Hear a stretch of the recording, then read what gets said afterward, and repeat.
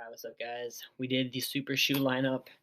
We're gonna go through my current trainer shoe kind of lineup.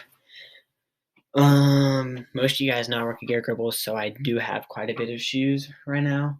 One of these pairs I did retire, so I'm gonna start with those. The Boston 10, probably one of my favorite daily trainers that I've ran in thus far. Quick rundown of what it's got. Light Strike basically in the heel, and then Light Strike Pro in the forefoot. Carbon or energy rods, and then a mesh, fairly breathable upper. Nothing like the Alpha Fly or like the Vic Spike, but it's pretty standard upper. Continental outsole. I have that and I had these for halfway through cross country season up until 2 weeks ago.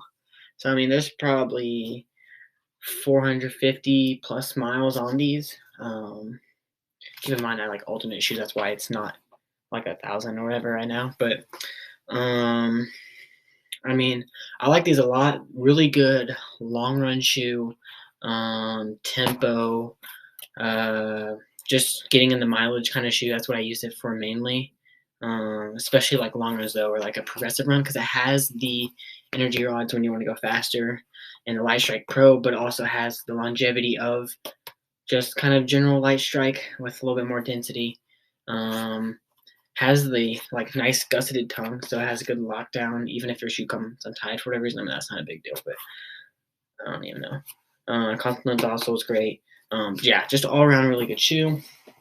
Sticking with Adidas, got the Solar Boost. This thing I basically wear for warm-ups. That's about it, warm-ups, because most cooldowns I'm barefoot anyways. So it's pretty much like a warm-up shoe only, just because it's so mid, honestly. Really good, just like daily trainer. Like the Boost midsole lasts forever. I don't know how many miles I had on these. I got these beginning of winter, so I mean it's probably like 200 to 300 somewhere in there. Probably wear them through the summer. I mean, judging just the outsole, against continental outsole, so I mean it's gonna last pretty long, but it's looking great. The Boost is fine. It's heavy, so it's a pretty heavy shoe, especially like the upper is kind of a heavier kind of material. But Boost also lasts like forever, which is awesome. But just kind of the general shape and everything of the shoe is just kind of like not very poppy, not very great, honestly. Like Boston 10, I'd wear that any other day. Like I'd rather have two pairs of Boston 10s than this and a Boston 10, if that makes sense. But great warm-up shoe, great to wear the shoe, then hop in a super shoe, or like a super shoe, because then your super shoe feels amazing after wearing this. Nonetheless, not mad I got this shoe. It's still good daily trainer, and to get miles and whatever. Next up, we got next shoe I'm about to retire, and probably in like 50 miles. New Balance 1080. So it was a great shoe. I really liked how stretchy and breathable this upper was. And I mean, I got this about quarter into winter. Doesn't last quite as long, and the foam density of the fresh foam is very soft. But that's what makes this such a good easy day shoe and like mileage shoes, because it's soft, good stack height, but it's nothing too crazy necessarily if you're someone who doesn't like that.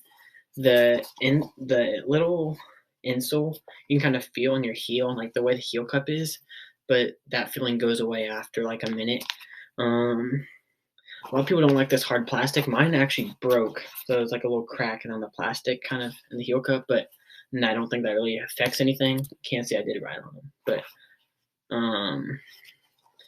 I mean, I just really like the general build of the upper and how cushioned that ride is. The outsole, I mean, really doing pretty good. It's really thick outsole as far as like the rubbering goes. So yeah, really good daily trainer. I might be replacing these with the newer 1080.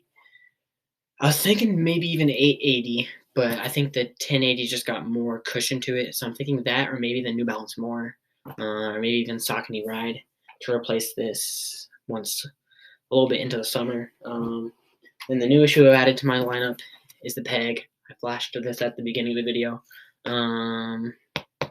Shoe made my feet go numb for the first like 2 weeks of wearing them. Realized they were tied a little bit too tight. Finally, actually today, was like, okay, let's just try loosening them up. And they actually felt really good. I mean, I only wore them on my warm up today. I think I have 20 miles on these right now after having them for like almost a month. But I mean, this will just be a good mileage shoe. I'm never really gonna wear it too much. I mean, I'll wear it till it's done, but yeah, it's just a solid shoe. I wish the tongue was wider because it's always sitting up here, and then the edge on it just kind of bugs me. And I wish the heel base was a little bit wider for a little bit more stability. But I mean, you have the air zoom units in there. I felt those when I first wore them. I don't really notice them ever anymore. React foam is, I mean, it's pretty good. It's pretty similar, I would say, to the fresh foams. But I think this is a little bit more dense. Not 100% sure. I mean, can't really do any true review on these because I've only worn these for warm-ups and one actual easy run, which was like a 45-minute run. But I'm liking this so far. And yeah, that's kind of the shoes I'm rocking with right now. As far as daily trainers, like I said, I'm looking to get a couple more soon. So about halfway or maybe towards the end of summer, I'll go through a little shoe thing again. But then hoping to be dropping a race video from either league, regionals, or state coming up. Hopefully get some interviews in there. So stay tuned for those.